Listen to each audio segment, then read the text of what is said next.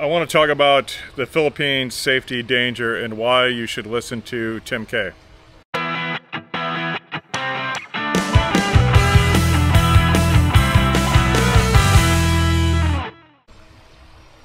Hey, sorry about the shades. Sitting out here in the sun, I want to see how this camera does in the sun. Hopefully I'll get some hummingbird action over here during this talk.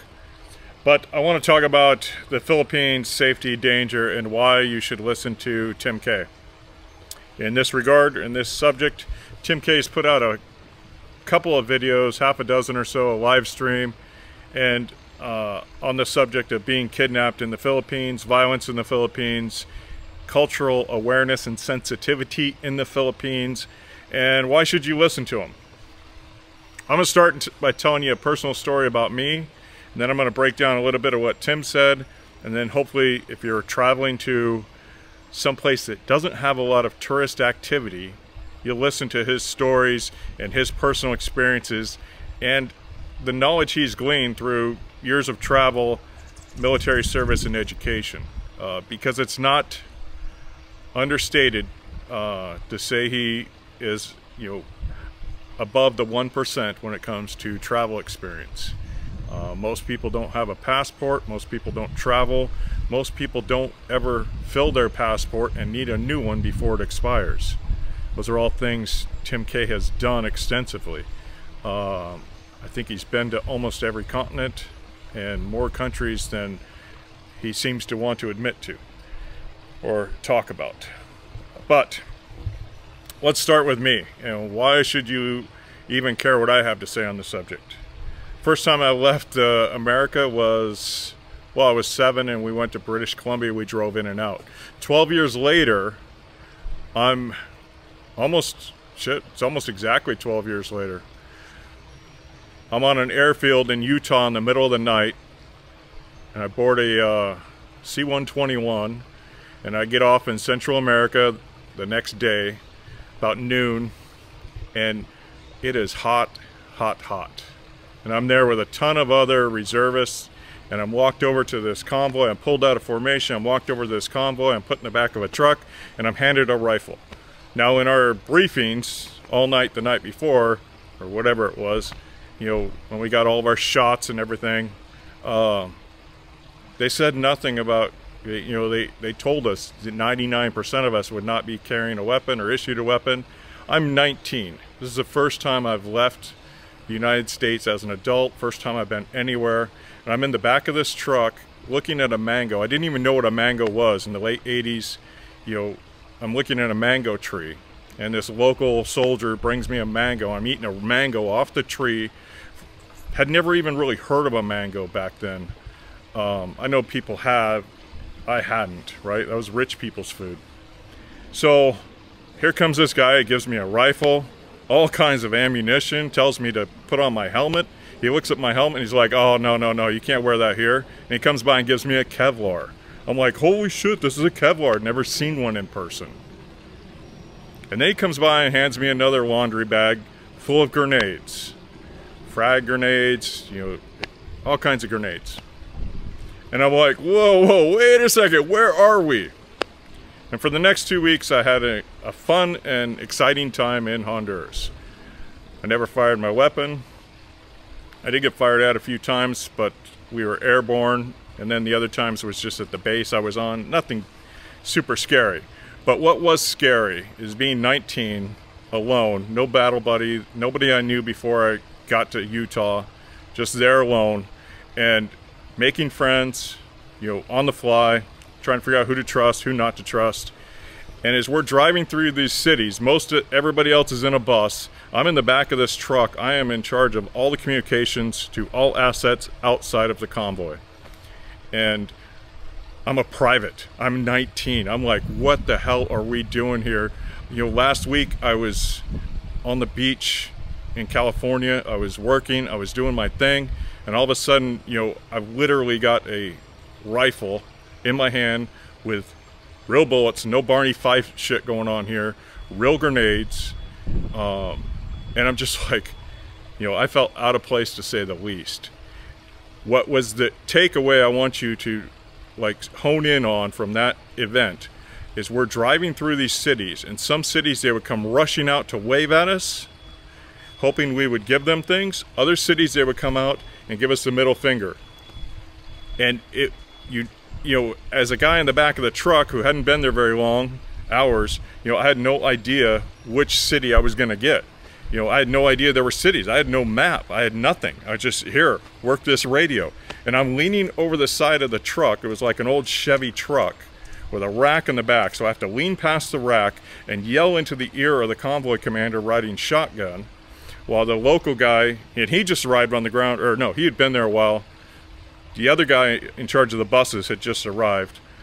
And, you know, the driver had been there forever and a day. But I'm having to do this, you know, while we're going through these cities, and, you know, I wasn't sure if we were going to get things thrown at us. I was told, you know, prepare for this, this, and that. And I was given explicit instructions on what to do, which contradicted the instructions I got an hour ago. And I had no idea what was going on. I got exposed to the real dangers of leaving America very early. And granted, being in a uniform and having a rifle and all that, you know, put me at a greater risk. And there's two other things I want to touch on here.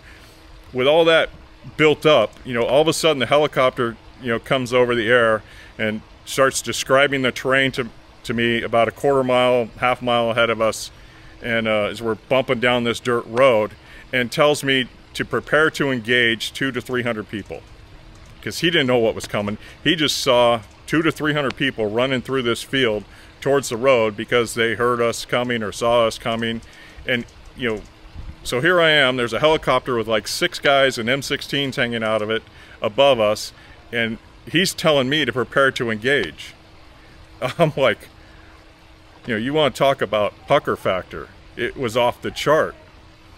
And, you know, and I'm trying to yell in the window to the guy. There's another guy in the back of the truck with me. I'm telling him what's going on. And, you know, and we're hunkered down over the side of this truck, like, you know, getting ready. And they all come out waving their arms. Total anticlimactic. But it taught me that you never really know where you're going unless you've been there or you know somebody who's been there. And you have to understand the risks you're headed into. You have to understand the likelihoods of the risk. You have to understand the potential of the risk. So 2 weeks later, I got separated from the main body. I'm over here. I need to go over there. You know, they throw me on this, you know, they flew me a couple places, and then they, at the end of the time to go home, right? You're a reservist, go home. So they throw me in this truck, and we're driving across the country. We stop at this resort, and I meet these girls from the East Coast. Their parents were, you know, very, you know, the resort was not even fathomable. You know, it wasn't even a possibility of me even dreaming about going to this resort. It was so expensive. It's right there on the sea. It was beautiful. You know, they're eating lobster, and, you know, they had a little zoo. It was just great. And I meet these young girls. They were 22 to 24, college age. One had just graduated. And they were telling me how great the country is, how beautiful it is. And I asked them, you know, while I'm sitting there on the beach, you know, waiting for our break to be over, you know, where have you been? She's like, oh, we haven't left the resort. We went on one tour here, but, you know, blah, blah, blah. And they were asking why we were so heavily armed. And this is a country at the time, you know, picture late 80s, you know, Central America, you know, we were advised not to wear any jewelry because, you know, it was one of those countries where they would not hesitate to cut your hand off to get your watch. And you watch everybody walking around, everybody from, you know, 2 years old to 80 years old is carrying a machete. So the idea that they, you know, don't know how to use it and can't cut your hand off is pretty minimal, right? So those girls, in their mind, they had no idea the danger that lurked out there. And in, you know, my perspective, I learned that, you know, one city they'll hug you, the other city they will do the opposite. And that was a real eye-opener. It kind of, you know, affected me to this day. So now I know to, you know, read the room very carefully. And so if you're going to travel someplace like the Philippines, then there's lots of tourist areas, lots of tourist things, you know, you're safe. But if you're going to go, you should expect to be pretty safe. You know, Mexico, when you read the reports, even the tourist areas, it's a little dicey, right? You go to other places, you need to understand where you're going. And Tim K does a great job of breaking down, cultural issues that, if you listen to all his videos on this subject, the kidnapping, he does a great job from start to finish so far of breaking down cultural issues and things you should be aware of and his personal experiences. And take into consideration, he's not a small guy, he's not a weak guy. Like, if you think you can put yourself in that same situation he was and survive, good on you. But I wouldn't bet on it, right? I wouldn't bet on it. And I don't need to test that. I don't need to try that. As a traveler, I don't need to try that. So I think my opinion is, if you're going to go someplace, know what you're walking into. Have a good idea of the sense of security. And if it's a quote-unquote red zone from the U.S. State Department, I would be highly skeptical of going there. There's places right now I really want to go, but like Tim, I'm smart enough to know not to go there, right? I'm smart enough to know not to travel there. As much as I want to go and see and do things there, it's not worth the risk. There's too many other options that are just as great and safe. Why? I don't need that thrill-seeking energy, right? I don't need that in my life. My thrill-seeking is like, do I eat the salad or pass? Do I eat uncooked food or pass? Do I eat a medium rare steak here, or do I get it cooked, super well done? That's my level of risk these days, because there's no need for it, right? There's so many beautiful things and amazing people all over this planet, and if you have the urge to get out and travel, you should listen to people like Tim K and ignore some of these other chuckleheads who have been to one state or one country or one thing, and they go from tourist area to tourist area, like those girls I met in Honduras. Oops, I said it. But, like those girls, don't be afraid to go to those tourist areas and enjoy yourself. Don't be afraid to go to the tourist areas. If they're welcoming customers, I wouldn't be afraid to go there. I'm going to say it like 3 more times. You can hate Tim K all you want. You can think this, you can think that. But to ignore his expertise in this subject, that's just foolish. That's just being stupid, right? You can hate somebody all you want. I know a lot of people out there hate Tim K. A lot of people don't like this, don't like that. I don't like everything he's said and done. But I respect the change he's made in his life. I respect the family he's built. And I respect the knowledge he has. I mean, to deny, his knowledge and expertise, you got to be a fool. You got to be a fool.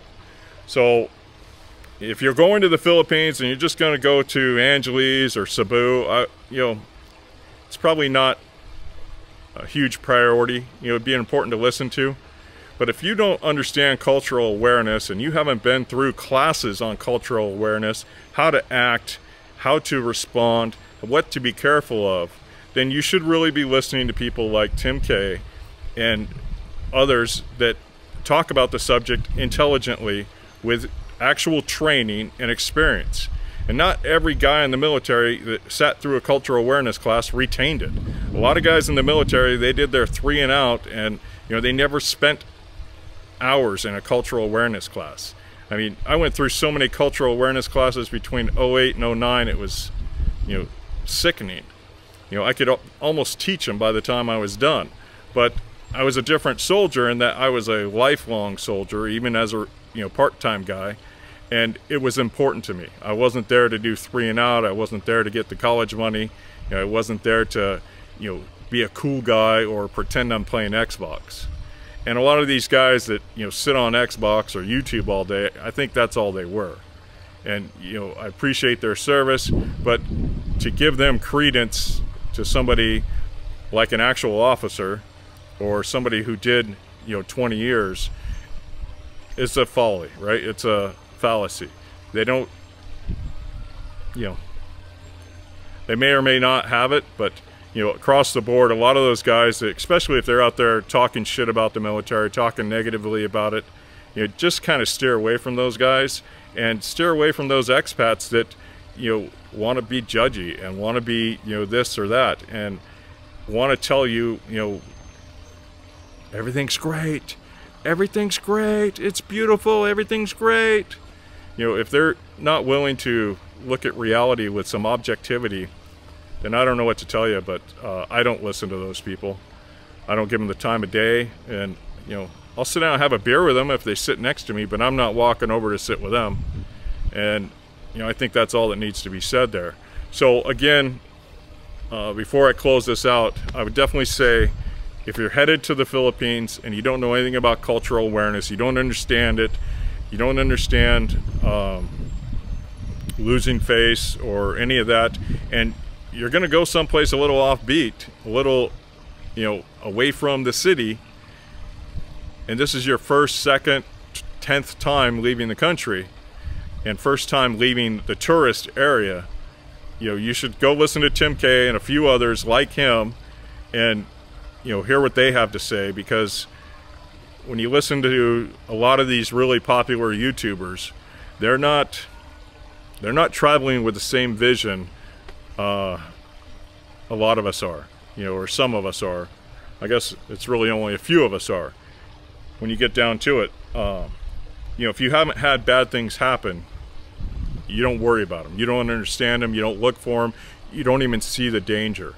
You know, when you put a bowl of apples in front of Snow White, she's probably not going to eat an apple, right? Because she knows the danger.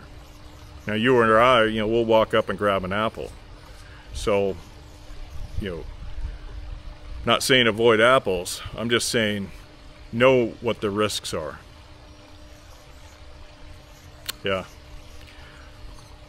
And I will always say, get a passport, get out and use it. If travel's not your thing, find your passion and go for it. Don't wait for tomorrow. Do it today.